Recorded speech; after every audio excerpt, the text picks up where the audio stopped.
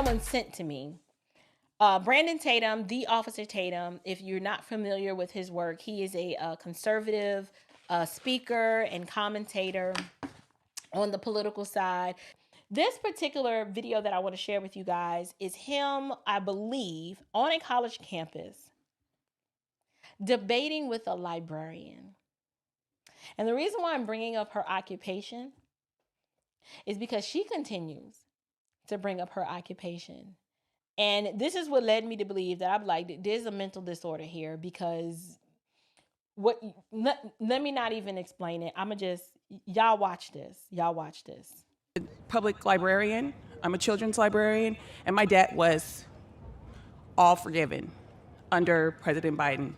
Okay. For my undergraduate, where I went to the Howard University, and also my graduate, my master's, which I went here to the University of Washington. So I just want to say that the public debt relief, it is real. You're looking at someone who has received it, as well as over 1 million people who have. But I know that it has made an incredible difference in my life. I guess but that's just to say, shout out to that. My question though, for you, is what is your stance around abortion?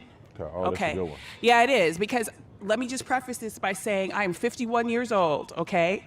I have 2 beautiful children. I have a 14-year-old and a 6-year-old that I had at 44. Good. My husband and I, after we had our son, we tried for a long time to have a second baby. Mm-hmm. And when I was finally able to have another, to get pregnant again, that child was diagnosed with holoprosencephaly, a lobar holoprosencephaly, meaning that where the fetal brain is supposed to look like a butterfly, her brain looked like a horseshoe, okay? So I had an abortion at 17 weeks. And I know that the doctors told me if I was able to carry her to term, she would probably be stillborn or only live for a few minutes or a few days at that. I made the choice to terminate that pregnancy. And it infuriates me that there are women and girls all around this nation who are in the same position that I found myself in, or these are women or girls who have been raped, who have been molested by family members, and they are being forced because of their zip code to carry these pregnancies to term.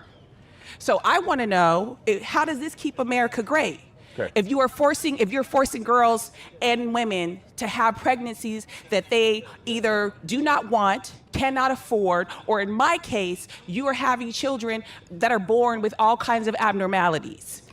So I'm going to go ahead and stop it there, because, she starts out with, listen, I don't know why we do this, but I'm going to just bring it up. Y'all, why we always got to flex on our credentials? Like, don't nobody care where you went to school, lady. Like, she starts out talking about, she went to Howard and she's a librarian, and she brought up the student loan forgiveness, and none of that actually had anything to do with her question, but that's irrelevant.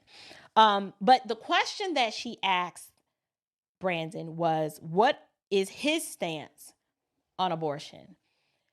Before I let him answer, I just want to point out that she's asking him what is his stance on abortion, but she's not really interested in what his stance is on abortion. And in fact, she already knows it.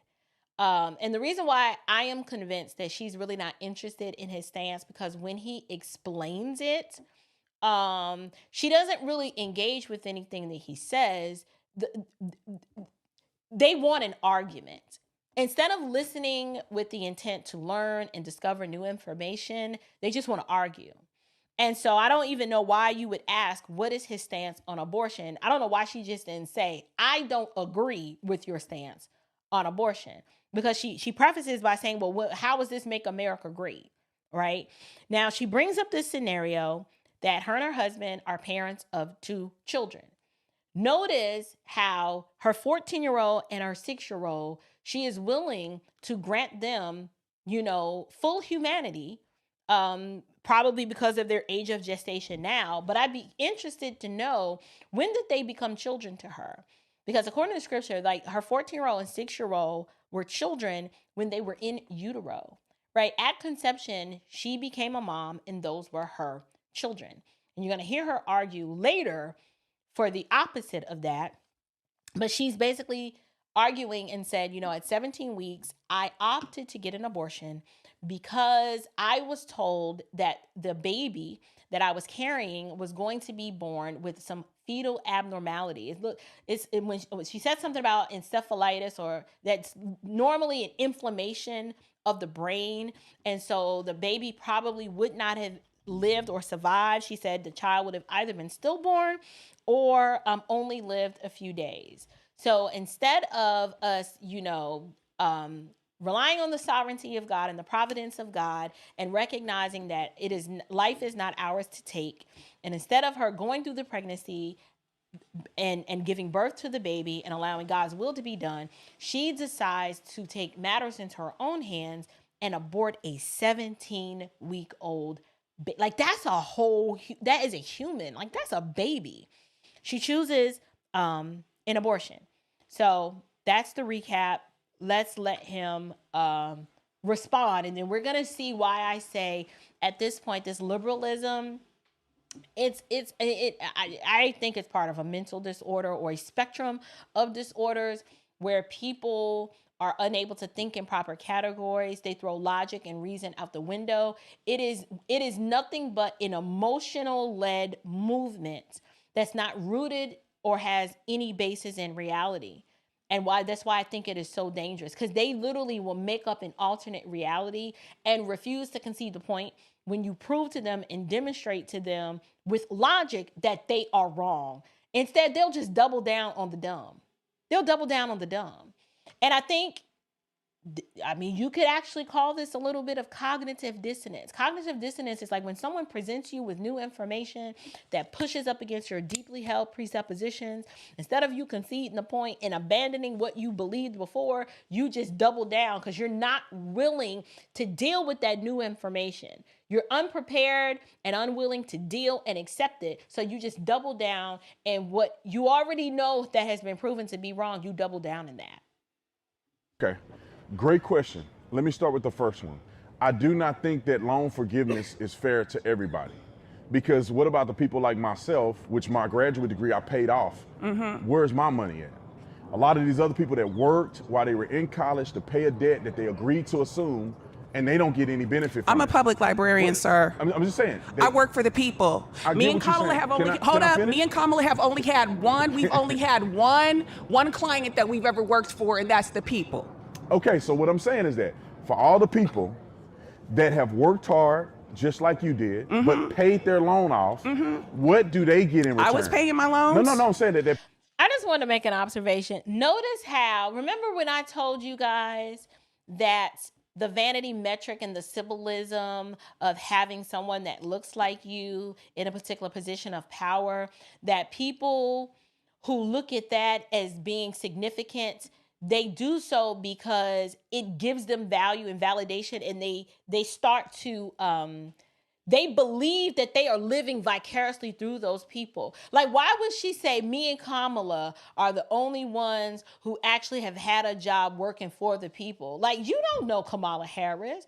She ain't your girlfriend. Y'all didn't go to Howard together at the same time, if I'm mistaken. Why is it that she lumped herself in with Kamala? Why is she identifying herself with Kamala Harris unless she gains some sort of virtue or value or significance by attaching her identity to the symbolism of Kamala?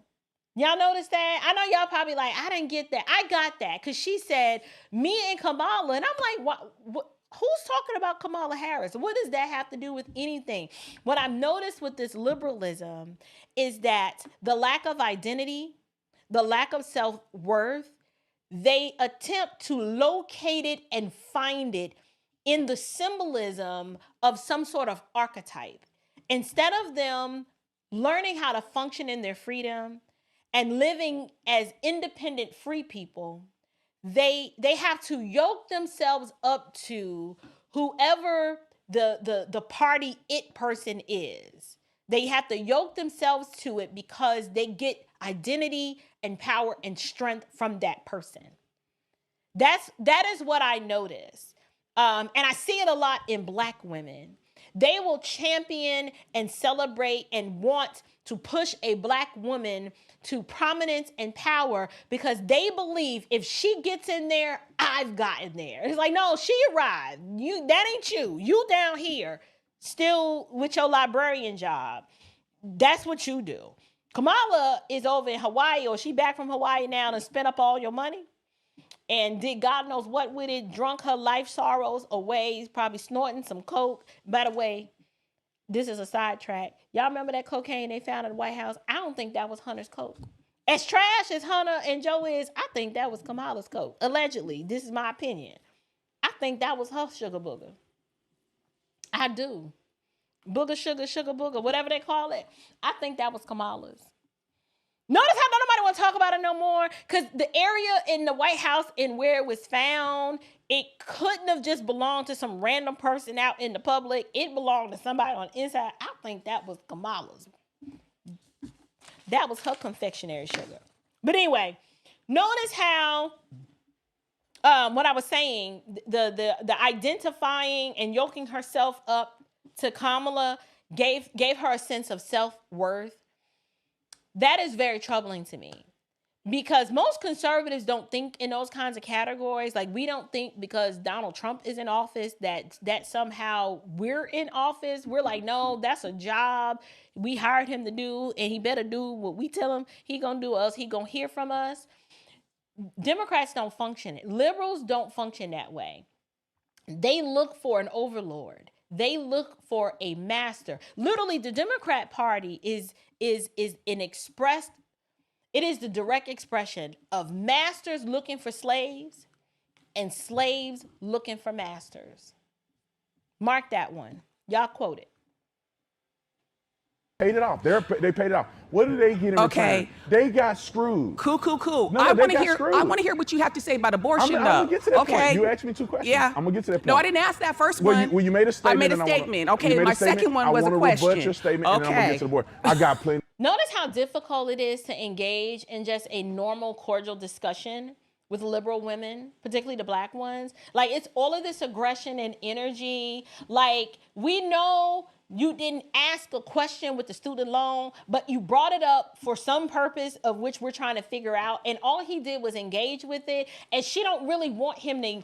Notice how she wants to direct how the conversation goes. She wants to direct, no, this is how the conversation is going to go. I didn't ask you that. It's like, yo, chick, chill out, okay? You asked me a question on abortion.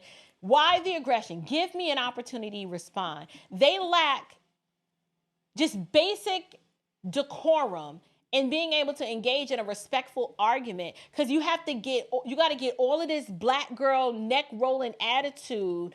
And it's like, this is why it is so difficult to engage in conversations with you, because why we got to do all of this? Like, why can't you just stand at the mic and ask your question and then maybe ask a follow-up question for clarification if the answer that he provides is not satisfactory to you or you're unclear on something? Like, why does it have to be a fight? Why does it have to be this one up, I'm going to sun you? That's the energy that I'm getting. I'm going to sun you, and I'm a librarian. So therefore, what I am saying is validated because let her start talking about this librarian stuff again, and it's going to be really funny. But so the first portion is that I don't think it's right that they just completely are going to forgive, and they say they're going to forgive. That's going to go on the taxpayer dollar. They didn't really forgive you. They're going to assume that debt that the taxpayer had to pay for. I'm a public librarian. librarian. Of that is free. I'm a librarian. I hear what you're saying. Right. So instead of her engaging, like saying, hey, you may have gotten your student loan balance wiped away or forgiven, but it really wasn't forgiven. He's trying to help her to understand the math of this is going to be passed on to her, but she doesn't want to hear that. All she wants to do is assert that I'm a librarian. And I think the reason why she kept saying that is because a librarian, along with other civil servants like police officers or teachers or maybe even nurses, there was a program where if you, in exchange for your public service in whatever industry, if you worked a certain number of years, that your student loan debt, all or some of it would be completely forgiven. I'm assuming that's why she keeps bringing it up. But I wish she would just say that instead of saying, I'm a librarian. Because I'm just like, it was irritating to listen to her to continue. It was real childish. I was like, just be an adult and explain why you keep asserting that you're a librarian. Why do you keep saying it? Like, no one knows. I don't know if that's common knowledge. It may or may not be. I happen to know it, but maybe Brandon does not know that.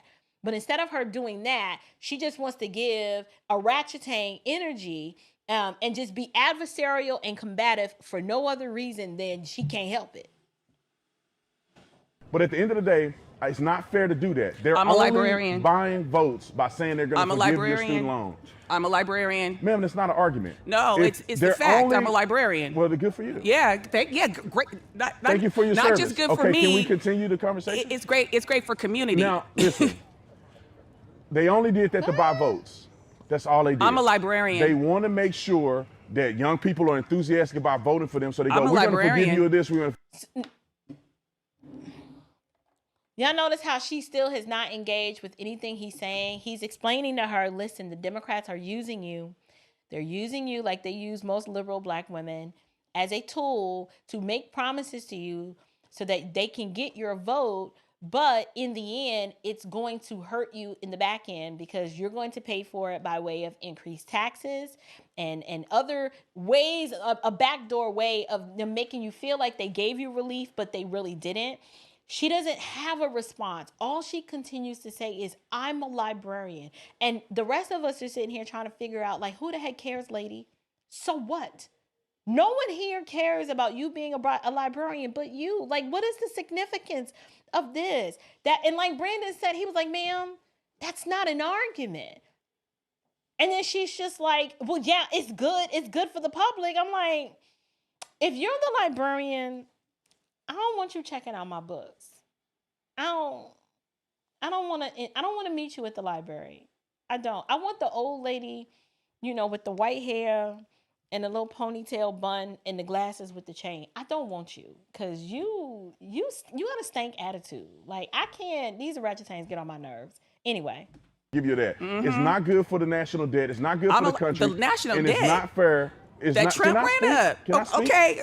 I'm a librarian though, but go ahead. I'm like, are you trolling me? Or are you like really think that I'm a librarian is argument? Yeah. Okay, that's interesting. Thank you so much for tuning in to this episode of the Standard of Truth podcast. If you've enjoyed today's conversation, don't forget to check out the Standard Home and Living lifestyle store at standardhomeandliving.com.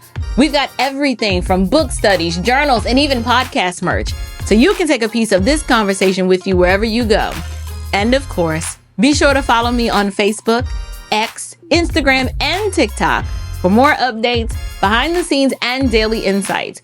You can also stay connected at thestandardofTruthpodcast.com, where you'll find all the latest news and events, including live events coming to a town near you.